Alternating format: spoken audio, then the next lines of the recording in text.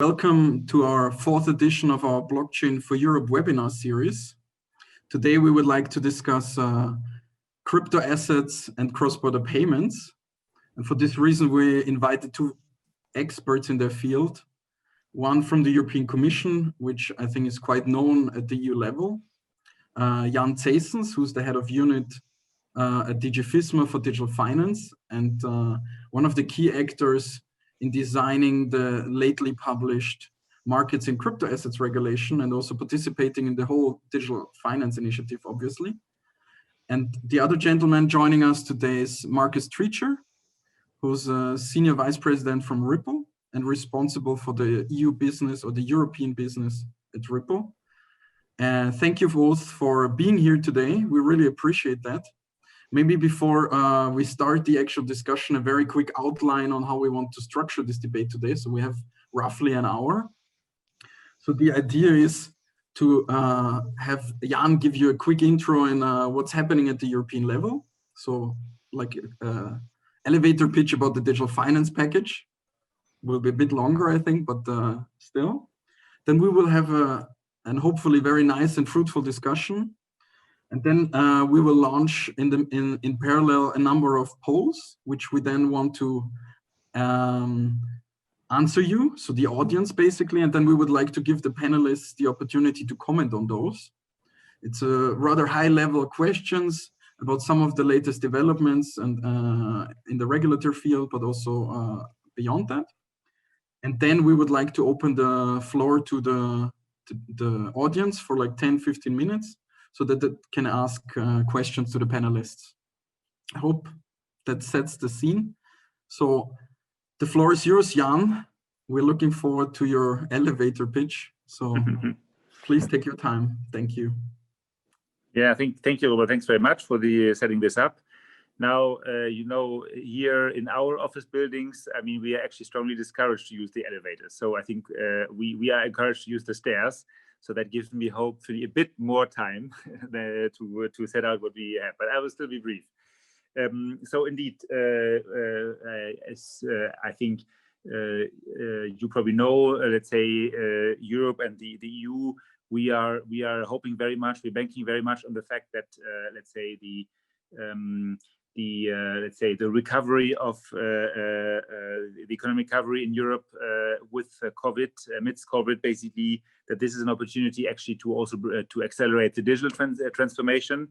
I think in finance, it has been particularly obvious that basically all our citizens are ready for digital finance, and it's something which helps them, and they have got used to it. And so we now really need to actually also benefit from this to fast forward a bit the European financial sector into the digital age where this has not yet arrived.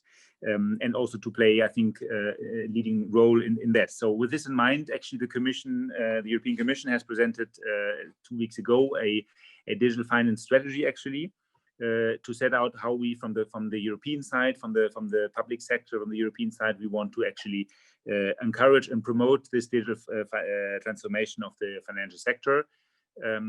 Because we think that digital is really the future of finance, and because we want European companies to be really at the forefront of this development, and be key players in it. Because we think that actually in some areas like payments, we have a lot to build on. I think the internal market and our also the cooperation on the one hand between the regulatory side, between the central banks, and between, let's say, the private sector has been actually quite successful in creating very modern and efficient systems, and that's something on which we can build. So I think we're also very much aware, of course, that Europe as such is a big opportunity for digital and for digital finance, because many of the digital solutions are way too, or like the other way around, maybe many of our member states are far too small actually for digital solutions and digital finance to work in a proper and profitable way. So the single market with 27 member states is really the cornerstone for many of the digital companies in Europe actually to develop their operations. And in that sense, basically, I think the first big the first big focus we want to have is indeed making sure that this European digital single market works in all areas. that as a company, basically, if you register in one member state, you can passport your activities in all areas to other member states. That as a consumer, actually, if you want to have do across a payment, an instant payment, you can do that in your member state, but also across borders. And that as a foreign investor or a foreign company, if you want to come and make business in Europe, actually, you have one set of rules and one kind of supervisory system to look at rather than 27. Last but not least, that the supervisors actually look at the new risks which are also arriving in this area together, and that they build the digital capacities they need actually together rather than trying to do this 27 times. So I think that's why this European perspective is really important for us. And that's, I think, also really something which was broadly confirmed when we had outreach activities earlier this year in many member states and across other jurisdictions. So I think hand in hand with that goes that, let's say, the single market has a single rule book as a framework. So we have common rules, which are the flip side in a way of the possibility to passport your services from one member state to the other. And those common rules, of course, need to be fit for purpose and adapted. I mean, both technology neutral, but also adapted to innovation and the digital age. So that's, I think, the second big area we want to look at. And indeed, I think in that context, let's say, in the context of those both priorities, I think you can see very much the specific proposals we made to establish a European crypto assets framework. We call this shortly MiCA, Markets in Crypto Assets. I think we don't forget beyond with that, we don't forget that digital finance also has risks. So we also have presented a proposal on digital operational resilience, DORA, in Europe, to have, again, there a common set of rules, a common framework for companies operating across the financial sector and across the 27 member states. And importantly, we know that let's say digital finance will be data driven, and so our fourth and last priority is indeed to develop a European financial data space, to build on what we already have in place in terms of data disclosure, in terms of actually PSD2 data sharing obligations, and to basically to really make sure that that we have a framework that actually is conducive to data-driven innovation and data sharing. So I think those is overall, in a nutshell, basically the issues we're looking at. As I already mentioned, I think crypto assets are really a strategic topic for many of those things, both because we do not have today actually a common single, let's say, rule book of that. So, and we do not, in that sense, have, let's say, the possibility to passport, so to open shop in one member state and then to be able to operate across all 27 of them. So with actually the new MiCA regulation, we are establishing a set of rules, which I think we are quite proportionate. Less, let's say, intrusive for smaller projects, more intrusive, more strict indeed when it comes to significant stablecoins, for example. We also established a common supervisory system there, and that relies for smaller, actually for smaller projects, indeed very much on this principle of home supervision. So you register with one member state and then you can passport in all member states. But for the largest operations, again, for significant stable coins, indeed, then to have, on the other hand, a supervision by the European Banking Authority, because those kind of arrangements would really probably likely work across all member states and be relevant for all of them. Let's say last but not least, we are covering all the different operators in the ecosystem. We're covering issuers of crypto assets. We're covering the different service providers, and in that sense also establish a system which should then, let's say, together with the AML rules which are still in place and which will also be further harmonized, really provide a comprehensive rule book on which can then also replace the different laws which are today in place in different member states. So this is in a nutshell basically the idea of MiCA. Both promoting the internal market, making our legal rules innovation friendly, and making sure that risks are addressed. And we do very much think that this regulation is also in this area actually will promote innovation, because many people are really looking for legal clarity and legal certainty to be able to scale up actually operations. We do know that in certain areas actually our legal framework already applies, and that's why MiCA doesn't come alone, but it comes with a sister, the DLT pilot. So for those crypto assets which are already covered actually by existing rules, I mean, roughly looking at the area of STOs, security token offerings or others, actually we have heard that possibly our rules can be a barrier to innovation. So we are allowing in a certain, let's say, subject to certain limits in a certain supervised space, we are allowing for the possibility actually, if certain of our rules prove to be incompatible with DLT projects, to basically actually have narrow and clearly framed derogations from them, and to see whether really here the problem is the regulatory system or whether there are others, so that we can then also learn and adapt our system from that. So, I mean, we have here, what we're proposing is both MiCA as a new framework for those assets which are not covered by existing rules, and then indeed some flexibility for crypto assets more on the security side, which are actually covered by the existing rules. And we hope very much with this together that we can have a framework which indeed is both innovation friendly and also sufficiently clear and safe that both retail and also institutional investors will indeed expand their activities in this area in Europe. Thanks, Jan, for this elaborate explanation. I think that's a perfect tone setter. Marcus, as the topic today is crypto assets, the future of cross-border payments, and knowing that Ripple is at the forefront of this issue, what's your view on how we can use crypto assets today in the current environment, what they can provide to the system, what innovation do they bring, how do they deal with existing regulation, and how do you see this playing out in the future? You're on mute, sorry. Yeah, that's really not thought that's clear. I think the big shift is in moving from a, am I muted still? Can you hear me okay? Yeah.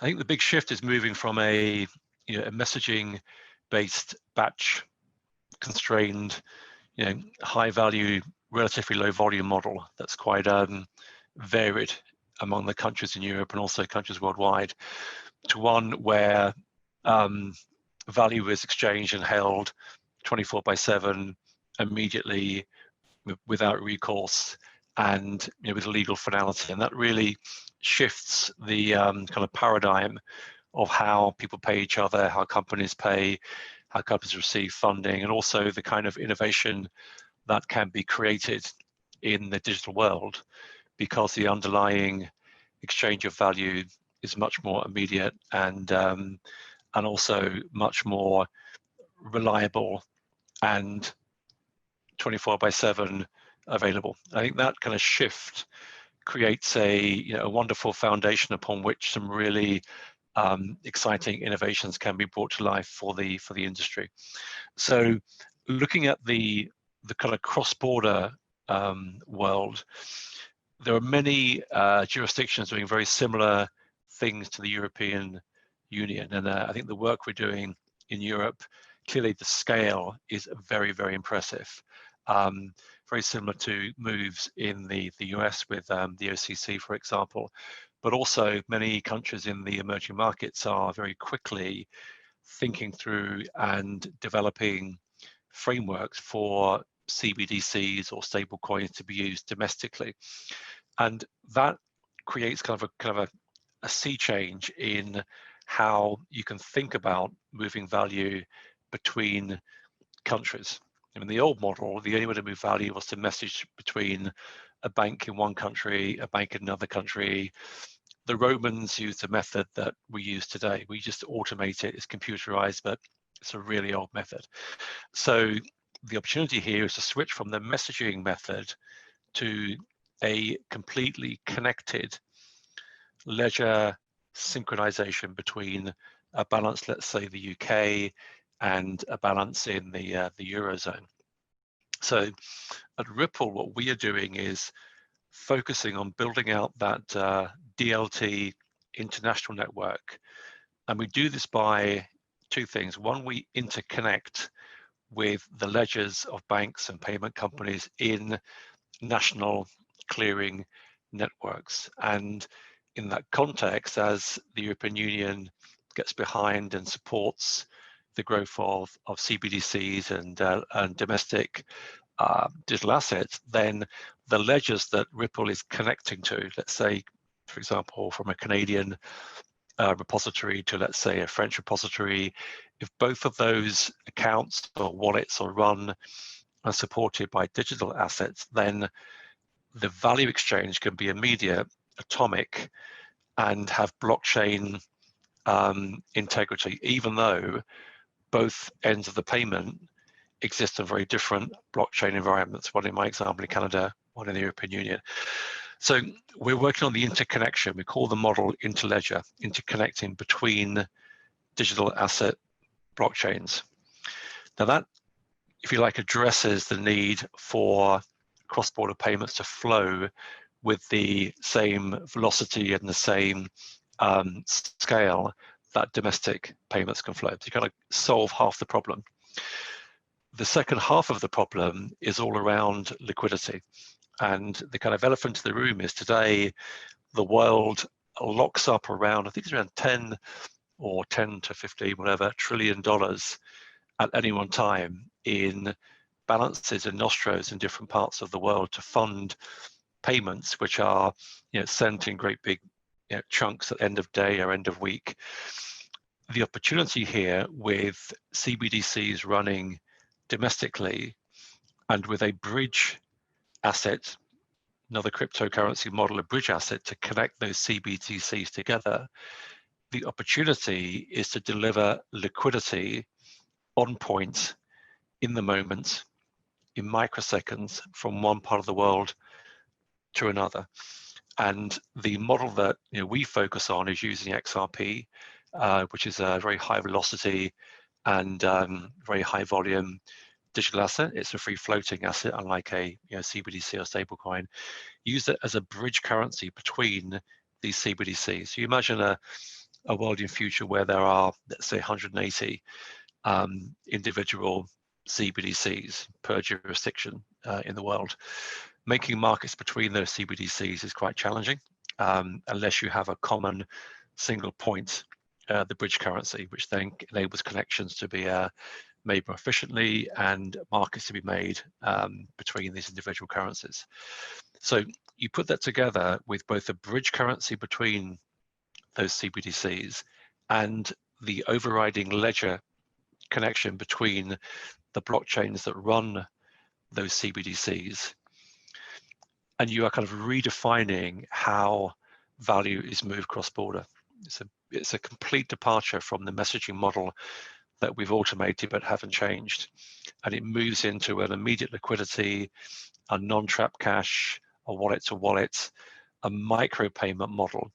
That's also really important for extending reach. European Union being a very strong, developed economic bloc, it's in a great position to then help leverage and grow inclusion around the wider region across Eurasia, Sub-Saharan Africa, Middle East, South Asia, Southeast Asia.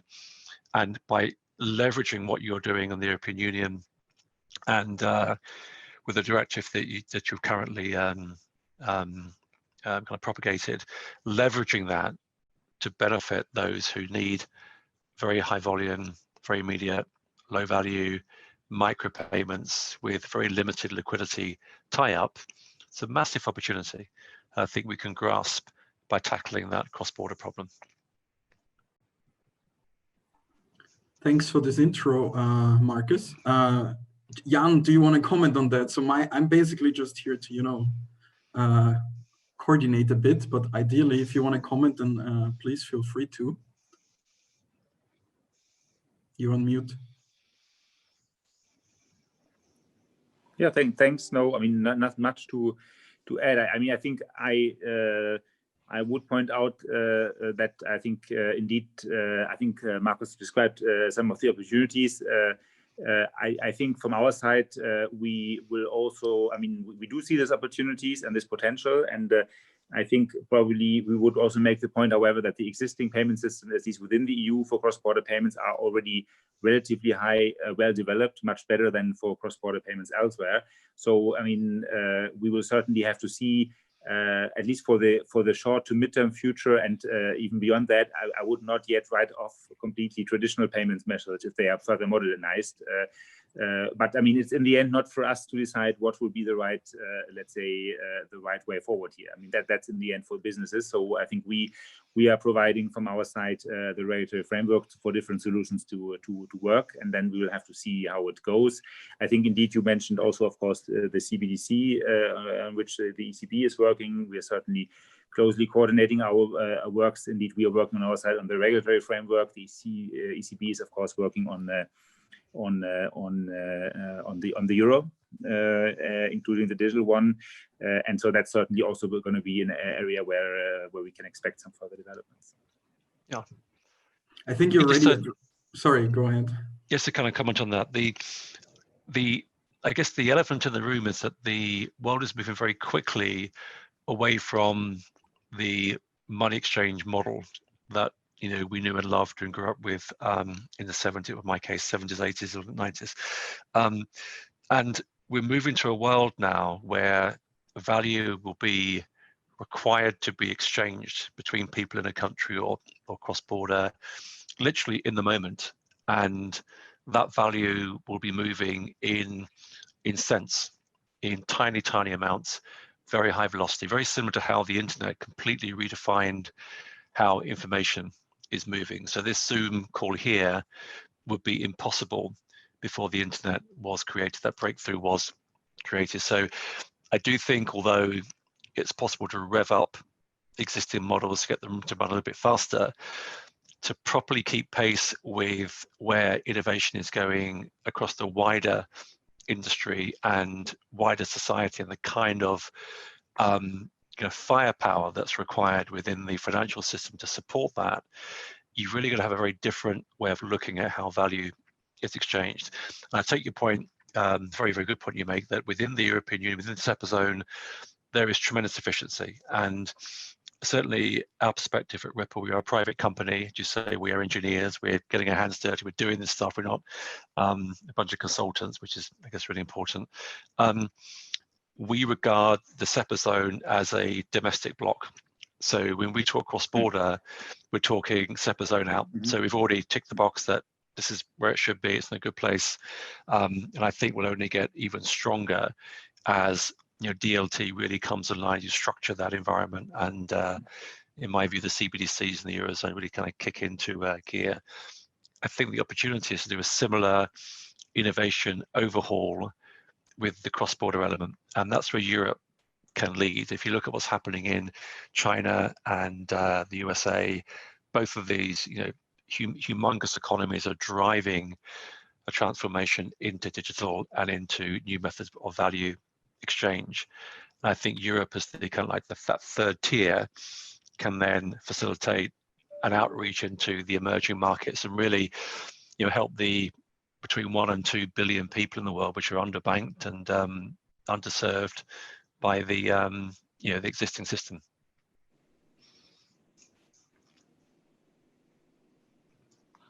And I would also, on our side, of course, I think, we fully see also, we have to probably look at different types of payments and areas of, there are some areas where indeed blockchain-based solutions can, would very clearly have added value even within Europe. If you think about the Internet of Things and the interaction and many, many other matters, on other areas, I think the competition will be much harder. And people, the retail shop around the corner, or the supermarket, it will take a bit longer to convince them that crypto is better than the card or the Apple Pay system which they're using today. So, but I think it's all to be seen and to be developed. And I think from our side, we really want to provide the framework for this innovation to happen. And then it's not up to us to decide what. It's for the customers and the end and the businesses to decide what's the best solution. That's fair. I agree. I think that was a good segue actually to two things. First of all, as I mentioned earlier, we want to launch our polls now. So please don't stop listening in, but please also have a look at those high-level questions, because we would like to then ask our panelists to comment on them, because I think some of them are going to the heart of what they're doing, and I think it would be interesting. But basically, as we're talking about, you know, the framework that the Commission is publishing, has published, I think there's some overall, I think, is representing the industry here, and I think Ripple will probably confirm that. It's a very positive and very constructive piece of law or regulation. There's still some small details that I think we would like to get your input on, and how this would be solved. How was your thinking behind that? And maybe to start with, there are some criteria, for example. I mean, this is a very tiny detail maybe, but there's a bit which, you know, once we've read this through, there's a bit for stablecoins criteria that's called interconnectedness with the financial system. And, you know, this leaves a lot of room for interpretation, you know, to categorize stablecoins, or as they're called in the proposal, asset reference tokens, into the category of significant asset reference tokens. How did you come up with this? How will this be described? Who's responsible for that? Maybe just to give an idea on how this criteria then will be applied and who will do that. That would be, I think, interesting to the industry. It's a very specific point. Yeah, no, thanks, but it's an important one. I mean, I think drawing the lines is one of the most difficult businesses in this area. I mean, and that's, let's say, where indeed I think the questions and discussions around taxonomies of crypto assets are, I think, an important one in this area. I think from our side, we try to, let's say, draw the lines only when we really need to, because the different rules should apply to one box or the other box, basically. For the rest, I think it's for us, it's for the market to decide, let's say, how different categories and of products develop. But indeed, the question whether something becomes a significant asset reference token and then therefore enhanced requirements would apply, but also you would have European supervision is an important one. I should say it can have pros and cons. So, I mean, I would not necessarily think that you may, as a business, you may necessarily want to be on one or the other side of the line. Of course, it also comes, if you are on the significance category, it comes with being subject to a European supervisor. At least that's our proposal. And you may want that, actually. I think overall, for example, quite a number of banks are quite happy for being supervised by the ECB. And in that sense, we have also, for example, provide for the possibility to actually voluntarily or to apply actually for this for companies to actually apply and kind of voluntarily be part of that category.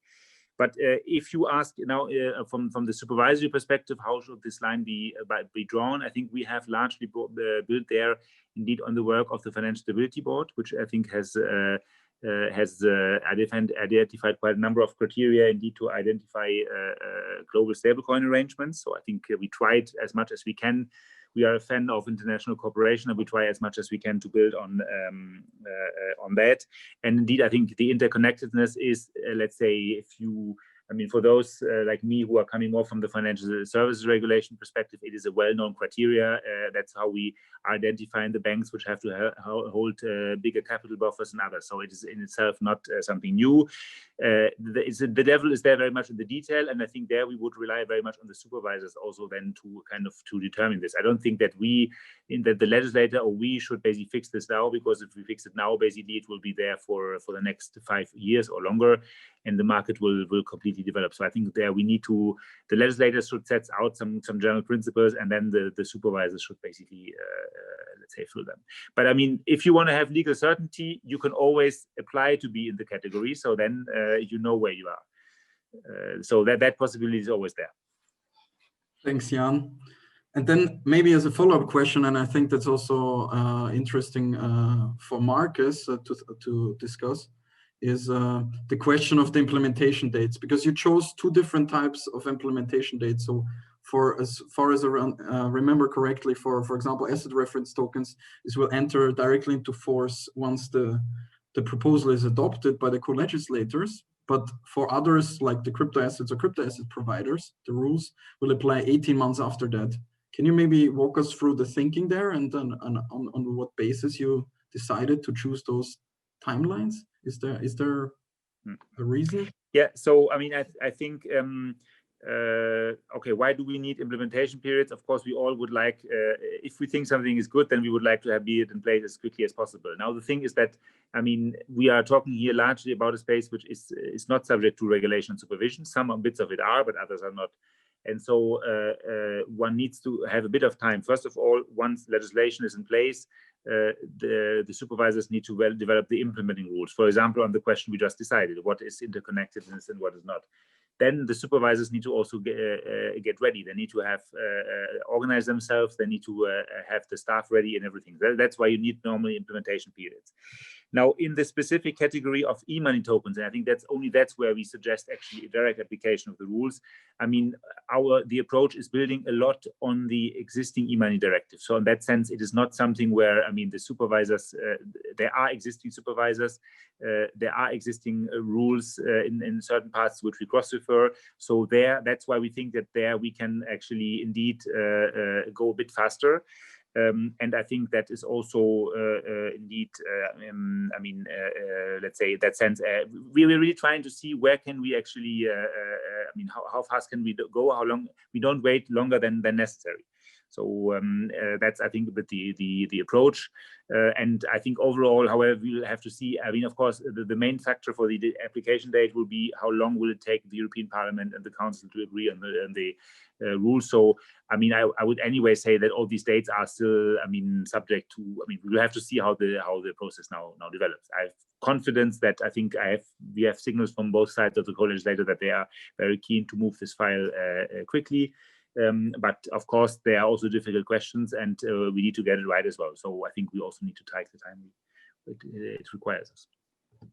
And Marcus, hearing that from the Commission and knowing the process on the European level, and I think we're talking about something entering into force between 2022 and 2023.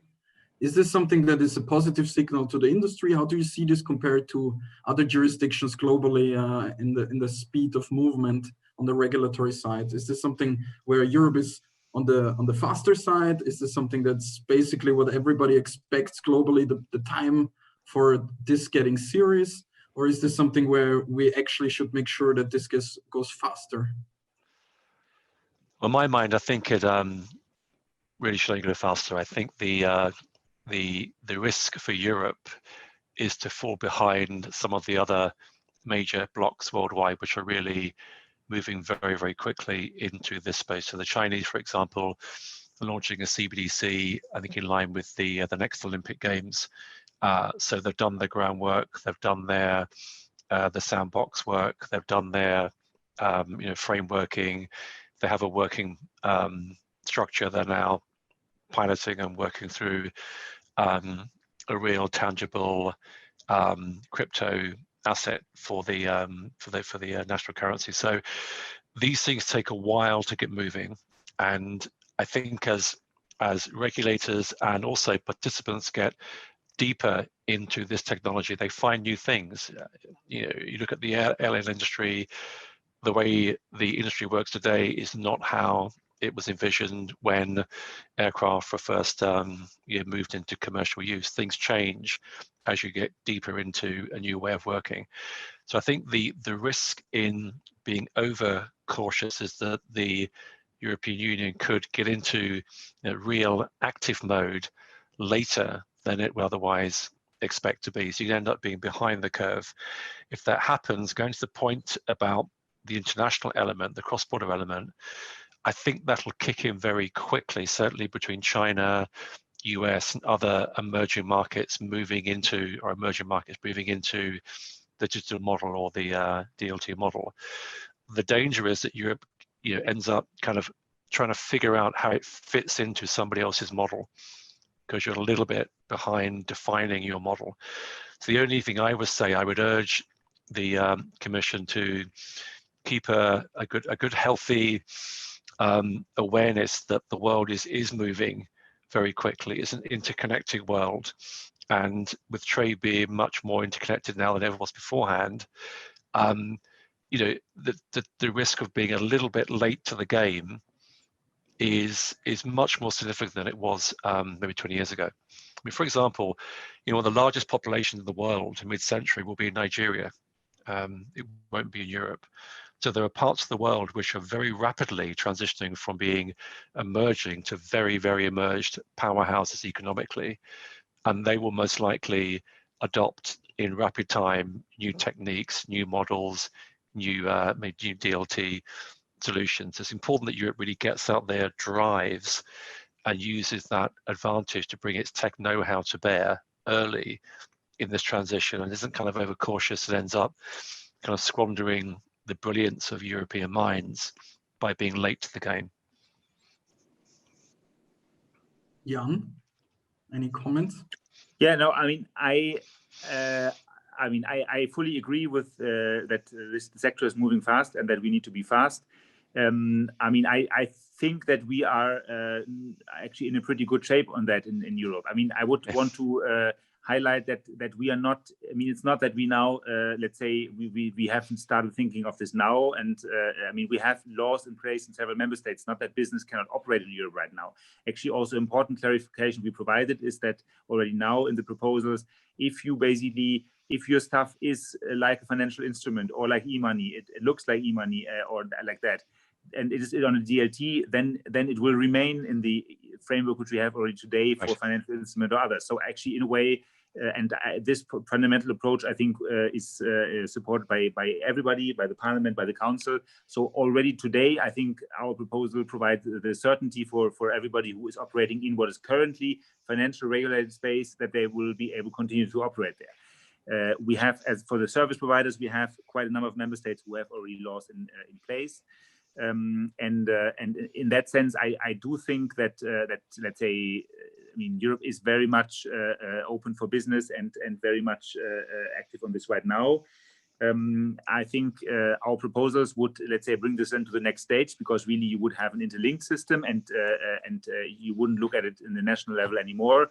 And that is really something I think where we will be, once it's implemented, we will be quite far ahead of others, because to my knowledge, even in the US, from one state to the other, let's say, the legal treatment is quite different. And I don't have no knowledge that there's any attempt to basically change this, because it's not going to be possible in the US. So, honestly, when it comes to cross-border and when it comes even to a federal state, I think the proposal we made today, also in 3 years' time, if only adopted then, will still be, I think, still be sufficiently ahead. So I full agreement on the challenge. I think I would be a bit more positive on when we look at how where does Europe stand on this. Understand. I'm just being enthusiastic, and I'm very grateful for the pace you're running at. Yeah, even if you were doing it tomorrow, I'd always ask for quicker. So I'm very grateful. Thanks. Another topic that is very dear to the heart of everyone in the Commission is sustainable finance. And I wanted to ask Marcus, how do you see crypto assets providing solutions to have a more sustainable financial system? Is there any way that this could support that? For example, the initiatives of the Commission on Green Finance, or becoming more sustainable as an economy. Is this something that you see any opportunities? Yeah, look, massively. And again, to my point earlier about this being a whole new paradigm with so much more potential than you had with the messaging model we had in the past. A blockchain configurated payment system is much easier to plug into AI, plug into decision making, smart contract technology, which then gives you the ability to do great things like really stamp out money laundering, really stamp out terrorist financing, really stamp out corruption in the financial system. Also to overlay payments of all sizes with all levels of activity to valuable goals like ecology, maintenance for let's say social inclusion, financial inclusion. So it's possible to build intelligence into the payment networks in a way that we can't do today. So to my mind, if you look at your smartphones, people, I've got one here. We all have, it's full of apps. The apps do loads of great things. Those apps, if you ask somebody in 1999, what could the internet do? Nobody would think of those apps. Nobody would say, there's a thing called WhatsApp you can develop. There's a Strava when you go running, or there's a Fitbit you can develop. wasn't even in the lexicon.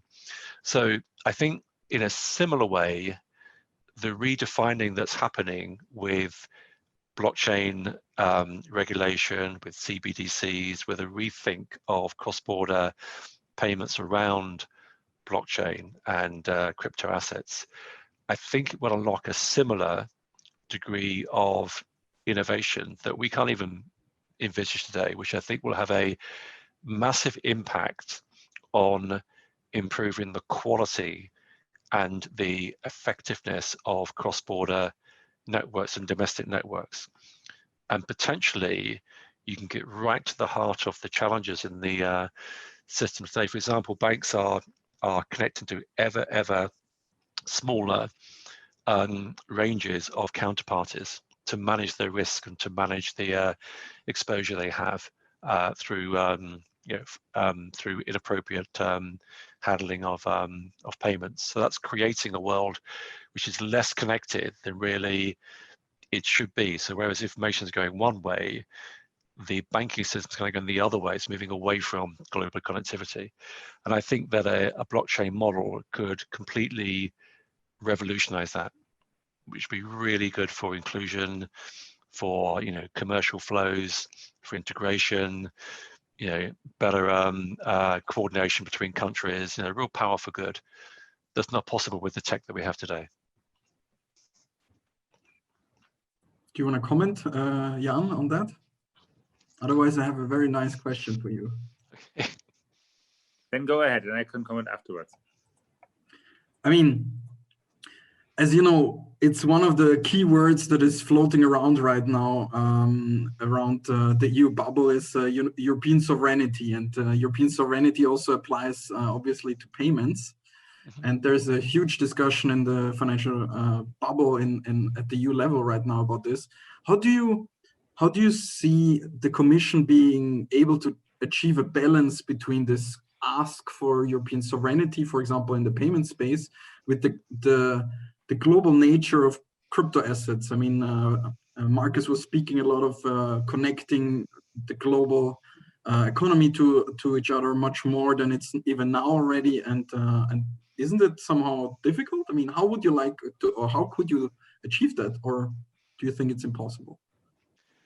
Well, my personal view is we live in a global village right now, and that's not going to change. So we could either batten the hatches and stay in our garden and create our models there, or we could reach out to that village and lead. And I think the European genius for creativity and for scientific advancement, we're so well positioned to lead global thinking and lead where other countries are looking to probe into this new model. I think the answer is really to have our cake and eat it, to embrace, engage globally with appropriate thought leadership. We can drive a really strong digital base for payments across the Eurozone, including the good UK, which is clearly part of the equation, as it always will be. And in doing so, if we move quickly enough, we can define how that model could work for the good of global communities in future. And I think the European framework of cooperation, of openness, the rule of law, rule of democracy, is such a powerful model within which to innovate something and crystallize that into regulation for all. It would almost be a loss to the world economy and to society if Europe does not take that lead, and if that lead is given over to other economies that are driven by maybe less open government and less open ways of thinking about the world. I think Marcus had his comment to your answer, so maybe. Oh, sorry. No. I mean, this is it's better like this, because I think he knows it from the business perspective what counts. Yes, indeed. I think that is a question which is pertinent and which goes also way beyond indeed finance. I think the European Council, the heads of state and government, just discussed it actually last week. And I think, I mean, from that discussion, you can see actually where this is going. I think the buzzword which the leaders actually coined is the open strategic autonomy, basically. So, I mean, we cannot, I think that is maybe something where Europe in the past had a bit of a different approach. I mean, we cannot just create a marketplace and completely turn our blind eyes to where is actually who is working on this marketplace and where the money is going. And let's say which maybe potentially not democratic societies are benefiting from it. So that is no more possible. I think that's kind of a recognition which you also have in other countries. I think in the US probably the debate has been I mean sometimes even much more brutal on this kind of looking at TikTok or other kind of ideas.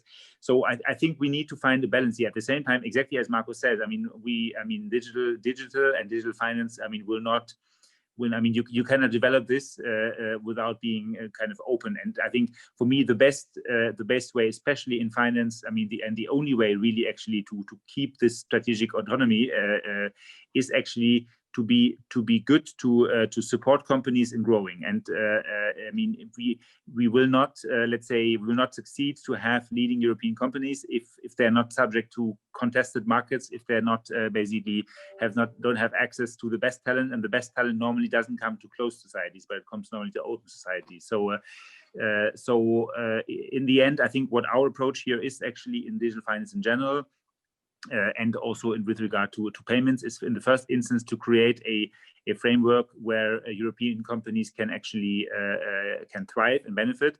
And I think probably yes, we have seen too many cases where talent has been leaving Europe actually in the past, digital talent, and I think that's something we need to reverse. And the only way to do this is to create actually a vibrant and open background.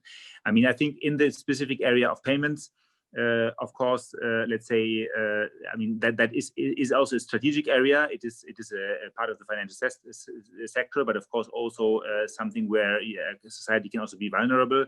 So it is in that sense, it's an area where we are particularly happy that there are now also, let's say, European initiatives, because I think European companies in some areas have actually withdrawn, have been very weak. So I think we are quite happy that there are some initiatives of European banks or other fintech operators actually to push this again and to create additional, let's say, companies in the marketplace. And I think, as always in competition, I think the more competitors there are, the better it is, and the more diverse they are in terms of their business model and background, I think the better it is. And yeah, and in that sense, I think we hope very much that with the framework we are suggesting, with the strategy, we both create this kind of an open and attractive environment, and at the same time encourage also European companies actually to stay here and grow their businesses here and become global players here rather than leaving elsewhere. Thanks, Jan. Maybe just a quick reminder before we go into this, the polls are still open, so I've seen that quite a people participated, but for whoever hasn't, please have a look. And then I would like to quickly present the outcome of those to Jan and Marcus. So if you haven't had, then please participate. So I give you another minute. And then we can let you comment, and then, sorry, and then open up the floor to questions. So if you have any questions, then please raise your hand. And then I will just either read your question or put you on the floor. So let's give you another 30 seconds. We already have like, I think 60-ish%. So 3, 2, 1. Thank you all. So the first question we actually ask our audience, what are the main benefits of crypto assets in cross-border payments? And we gave them the option of multiple answers. And the winner was remittances, followed by micropayments and access to finance. Not so many people think that greener payments is the optimal solution via crypto assets. Machine-to-machine transactions also very popular, nearly 40 or above 40%. Is this something that's surprising to you, Marcus, or is this exactly what you expected working in this business? Yeah, it was remarkably in line with what I was hoping would happen. So, I mean, we work with customers worldwide, and the the most common use case right now is remittance, followed by e-marketplaces and SME flows. And what's happening is that the larger companies and more traditional flows are well supported with the tech that's in place today. But it's people on the peripheral which aren't served well with today's systems, which are most in need of help and most in need of new models. And that is really where remittance is very, very important. So we're able to make a massive impact to the lives of people who were really poorly served by the banking system using old models. So I can see how that is top of the list. It's really good to hear. The also machine to machine, I think that's a really big one. I mean, there are 50 billion devices today connected to the internet, and they are starting to trade and interact. We talk about KYC. There'll be terms like KYT, know your thing, before too long. And I think that machine inclusion in the payment world is going to be a very, very important definer of how payments are going to evolve in future. It's good to have that on the list as well. Thanks, Marcus. The second question was specifically for the Commission. So we ask our audience, does MiCAR ensure technology neutrality across the board? And there were the options of yes, no, and partially. The majority thinks, and that's quite a strong majority, 63, it's partially. Barely anybody thinks it's not the case. So it's like around 10%, and 25% think it totally ensures tech neutrality. Do you think that's surprising to you, Jan, or is this something that you expected, that there's some question marks? Well, I hope that that's what we aimed at indeed to have a kind of a technical and innovation-friendly, let's say, framework. It is actually, if you think about it, a bit more of a complicated, let's say, topic and story, because I mean, our proposals are also, let's say, targeted at the digital assets, at crypto assets, and at DLT. And you can, of course, argue that this is in itself, let's say, not tech neutral, basically. So I think, let's say, we have to also further develop this concept of technology neutrality. I mean, what we know, yes, our legislation is technology neutral towards the technologies which we know. But I mean, the new technologies will completely change the financial system. And in that sense, I mean, we also need to take into account the specifics of these technologies. And if a specific technology kind of adjusts the risk profile of finance, for example, if a specific technology like DLT allows to settle a security within seconds or immediately rather than within a day, well, the risk profile is different of that specific technology, and in that sense, you also have to probably specifically cater for that. In that sense, I think, let's say, our general objective is to achieve this technology neutrality in a broader sense. That basically, let's say, we in the end we allow people to use both existing and new technologies, but we will sometimes have to legislate specifically for specific aspects to achieve this tech neutrality, I would say. And I'm very happy that this is that people think that we've overall gotten the right, let's say, direction here. Thanks, Jan. The third question is, do you think the implementation deadline for MiCAR, so, and we potentially by 2020, we put but potentially by 2023, when everything is in there, is timely enough? So basically a similar question that we ask you both. And it's a quite balanced response. So the biggest one with a very close margin is no. The deadline for implementation is too late, followed by yes. If you're an asset reference token issuer, it's fine. And then basically with the same result is yes, totally, and no if you're a crypto asset issuer or service provider. So it's a very balanced response. I think that basically also reflects what you discussed before. And then the fourth question, and I think that's something that Jan will be happy about this. We ask, how satisfied are you overall with the MiCAR?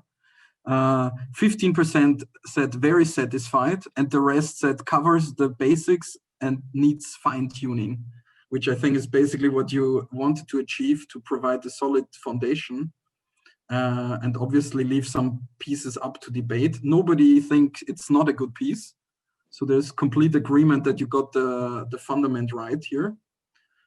And the last question, I don't know if you want to comment on that, if that's surprising to you, because that's what you expected anyway, but I think having no, I mean, it was our hope that we can provide something which is solid and which can work and which can say enable innovation in this sector further. And I think it is also clear from our side we have made a proposal which is based on quite a lot of outreach and a lot of consultations. We've also discussed several times with the member states on this before.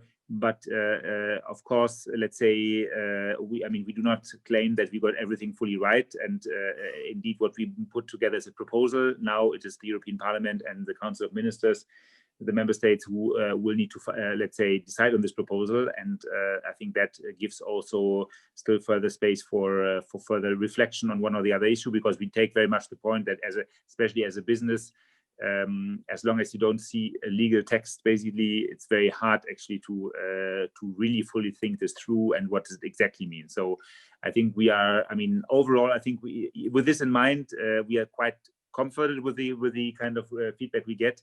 But I mean, it's important for us also to understand from everybody in the markets, like how does this now really, what's the consequences, and if we see that fine-tuning needs to be done here and there, I think will be more than open to that, and I think the Parliament and the Council will ensure that this is happening. Thank you. And the last question is, we ask about one of the elephants in the room these days, the digital euro. Within what time frame do you see the need for a digital euro? And we ask immediately, in the next 1 to 2 years, in the next 3+ years, or never. And the overwhelming response was, it's nearly 70% said in the next 1 to 2 years. Barely anybody said immediately, so it's like 4%. And then around 25% said in the next 3+ years. So is this something that encourages you or worries you, looking at what the ECB is doing? Is this something, or is this what you're operating on anyway under this pretext? I think from our side, I think we strongly support actually the ECB work on this, I mean, however, it is also clear, I mean, a CBDC is not a small project, so it needs to be done properly, and you need to properly consider all the impact and the technical design and everything else. So it will, I mean, you need a bit of time to do this.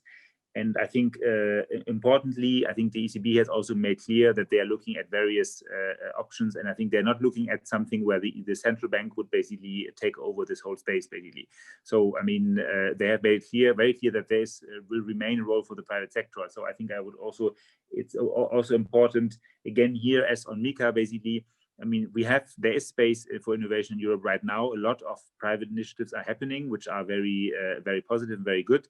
So people should actually, I mean, the fact that the digital euro will not be there tomorrow should encourage people actually to continue on this kind of this innovative, also on this private projects.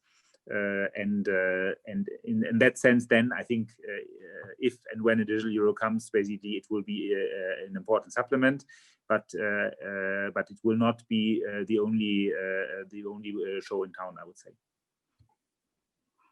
Thanks, Jan. I would like to open the floor now to the audience, and we have some questions already. So the first one is from Petra Janes. So maybe you could be so nice and briefly introduce yourself once I onboarded you, and then ask your question. Please be short. You're on the stage now. Yes, hi. Do you hear me? Yes. Yes, I come from Slovenia, from Ministry of Finance. So maybe this is question more reliable for financial administration of Republic of Slovenia. So my question is, because it is related to Ripple protocol, maybe I'm focusing on one case. So this company, because it is using Ripple protocol, this company said that he's not providing financial service, but he's just offer like peer-to-peer service. So why is a problem? Because if in Slovenia someone is providing financial service, this company have to pay the special tax on financial service. So maybe I like to please for explanation of Marcus, how he see this. Can you maybe formulate the question more specifically, or do you want to answer? Because Marcus, sorry if I interrupt this. Well, I can take a stab. Maybe if I've misunderstood, do please let me know. So Ripple's technology uses DLT, we use blockchain, and we also use a digital asset called XRP. It's important to think about Ripple as a network with many levels. So many of our customers use Ripple purely as a connector between sender and receiver. And in that one-to-one model, you haven't got a classic blockchain with 20, 30 nodes all agreeing. There are two parties in the transaction. There could be a third as required. But it's a very closed relationship, and that enables value to move very quickly between ledgers. Now, today these ledgers are very traditional. They are accounts within banks that link into a central bank money. In future, if they are a CBDC or stablecoin ledgers, then Ripple just becomes even more high speed and effective with that connection. So many of our connections are peer-to-peer. Additionally, we are working with XRP on a more traditional blockchain to deliver liquidity between today fiat money on traditional ledgers.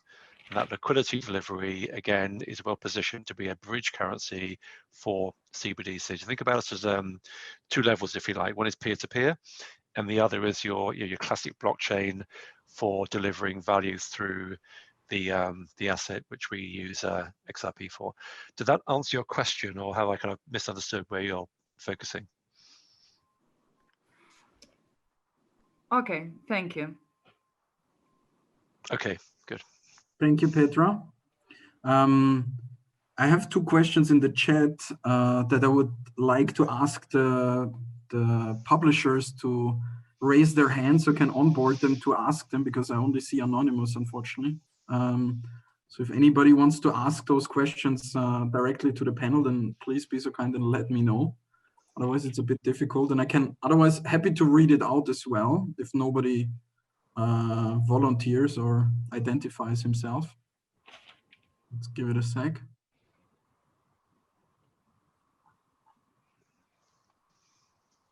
Okay, if nobody, then I will just read it. There's one first. Let's go with Prabanj Daniel, or Daniel Prabanj. I will just onboard you, and again, please state from where you are and ask your question. Oops. Hi, my name's Prabanj. I'm from Canada. I'm a 22-year-old undergraduate student. I just had a question about ODL and its implementation. It seems globally right now, central banks are at a real crunch for liquidity, and ODL seems like a pretty perfect solution to get rid of the requirements of things like pre-funded capital and limited banking hours and things like that. So I'm just wondering, how much more push do you think is needed to see implementation? And do you think we're at the threshold of the current system, I guess, in terms of what it can handle? Great question. So, I mean, the good news is we are live already with ODL. So ODL stands for on-demand liquidity, and that's really what you get if you use the XRP bridge currency. So you're starting from dollars and you're trading through to, let's say, Philippine pesos, 24/7 in a few seconds end to end. That really delivers the value into, let's say, the Philippines without requiring money to be held overnight. And that model is great for payment companies, great for people, and also great for regulators, because it means your banks in your country are holding more capital in your home currency and aren't having to expose themselves to overseas deposits. So it's a really good model. We're up and running between the US and Mexico, between the UK and Philippines, US and Philippines. So what we're doing is proving that model and proving the value. And what we expect will happen is, as overseers get to recognize the value that this is creating, we'll see more markets opening up to this method of financing a cross-border flow. So, great question. It goes by the point that we are an engineering company, so we get our hands dirty, we do things, we get things working. We always work with regulators to build out these models, and yeah, we are demonstrating it works. Really appreciate it. Thank you. Thank you. Thank you. So I have another question from an anonymous attendee, unfortunately. Otherwise, I would allow the person to ask it him or herself. The question is, in regions where government-issued IDs are not so common, how can the EU help payments providers facilitate micropayments to these individuals? It's probably a question to you, Jan, but I think Marcus can comment as well.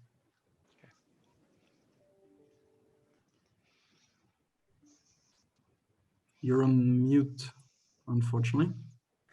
Sorry. Yes, I mean, I think in principle, let's say access to financial products does not hinge upon, let's say, government-sponsored electronic identification systems. Of course, they can be of great help, and I think, let's say, what we're seeing in a number of member states based on the European EIDAS framework, that public-private solutions have been put in place. I think it's a good, great development. But let's say in principle, I mean, the private sector, the banking sector, and other operators, tech operators, can also, let's say, themselves develop actually solutions, which identification solutions which are in compliant with the rules, and which are therefore fit for purpose. So I think from our side, what we're trying to do is basically to make sure that the rules for this are clear and harmonized, so that private operators can actually develop these solutions both domestically and across borders. And then I think, I mean, I'm sure that Marcus will come in on that as well. I think, of course, DLT-based technologies can also help there in one or the other way. I think what is important from our perspective, and that's, I think, probably in line with the global thinking on money laundering prevention, that indeed, I mean, payment transactions do need some element of identification. So that's something where we need to find solutions indeed, which make this easy and possible and feasible. And I think that is all possible actually on the blockchain. Voilà, to enable this. But I think Marcus may have additional comments on that as well. Yes, certainly. And again, because we are out there doing this now in many countries around the world, we've had to solve this problem for flows into, let's say, Bangladesh, into Philippines, where with a traditional cash economy, there was a real problem of identifying the end person. So we developed techniques like Pay ID, which is, if you like, an internet, let's say, an email address for money, which kind of helps to link in the end receiver with an identification that is viable, and then delivers that flow through to that end receiver. We've also worked out ways we can use Ripple technology to check the end receiver and then reset the payment once that receiver's identification is confirmed. So if you have a pickup, let's say, for money in the Philippines, and the person's name is a double-barrel surname, the name on the payment message is a single surname, in today's world that payment would fail and there'll be a big expense. With the Ripple model, we're able to pause, redefine, check with the end payout provider, and then continue that payment through. We also use a thing called multi-hop, which is a great idea in that the internet, I mean, this conversation today is bouncing off computers all over the world to get to our screens. We don't even see it. It's a multiple forwarding model of the internet. We've done the same thing for moving funds between counterparties. And again, that's important because it links the end wallets where you have the recipient with their ID through the bank, through the cross-border bank. And then if that's linked into a payment ID, it enables much greater awareness of the end person you're paying to, even though you're moving very, very small amounts of money. around the world. And to Jan's point, there's a lot more that can be done to build on that model, to build really strong upfront checking of identification, checking of bank accounts before the transaction flows. And that's how we're plugged into ISO 20022, which we built into the blockchain as well. And that's a real, I think, like synergy between the regulatory world and the innovation world. And I think it'll have a big impact. Thank you. I think we're a bit over time already, so for the sake of your time, I would like to ask one last question to maybe give you an outlook from your perspective. So, you know, the mandate of the Commission runs till 2024. What is your expectation from a business perspective, Marcus, on what will happen till then? What's your timeline that yourself and the company and you think the ecosystem is operating on? And for you, Jan, looking at all the proposals out there and all the innovation in parallel going on, what do you see as the biggest or the most important developments apart from the digital finance package to influence the flourishment of you know, the ecosystem we're talking today about? So maybe Marcus, you start, and then I leave the last word. Yeah, certainly.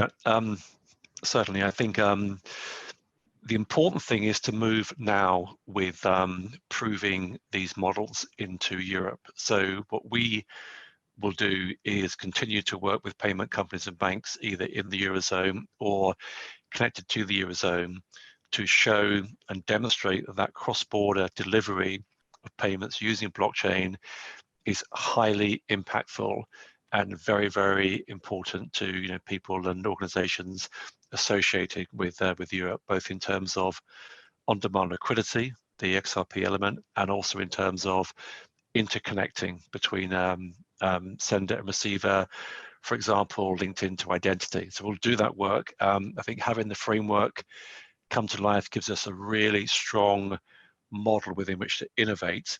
And what we hope will happen is as the legislation tends to take much firmer shape, it is developed and fine-tuned, working with organizations like Ripple, which are kind of like proving what's working and not working. And that way, I think we'll get a very strong model for the future that, you know, kind of leaves the past behind and doesn't unconsciously bring the past with it into the world that we want to be operating in. Jan? Yeah, no, and I think that's a very interesting perspective ahead. And I think from my side, what is the most important developments and trends on this digital finance outside our package? Actually, I hope a lot, and I think a lot, because I think for me the most important thing is all the interesting and exciting projects which we actually seeing across the EU in actually many countries, many member states, some bigger, others smaller, but there's a lot of actually positive energy and productive, let's say, and innovation happening.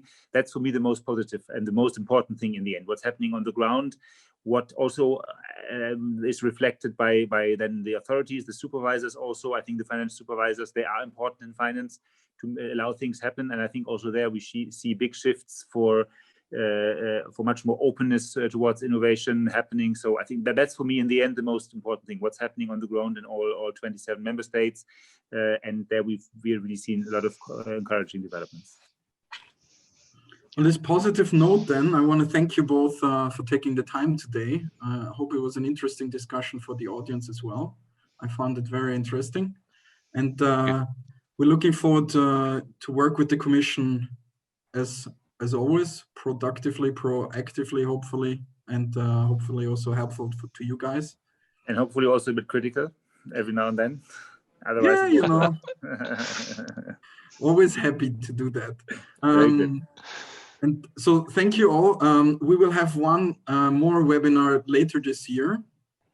Invitations will go out. You can also follow us on Twitter or LinkedIn. If you haven't done that already, then you can get informed about the next one. It will be probably circulating around security tokens. And then everybody's obviously welcome to join again.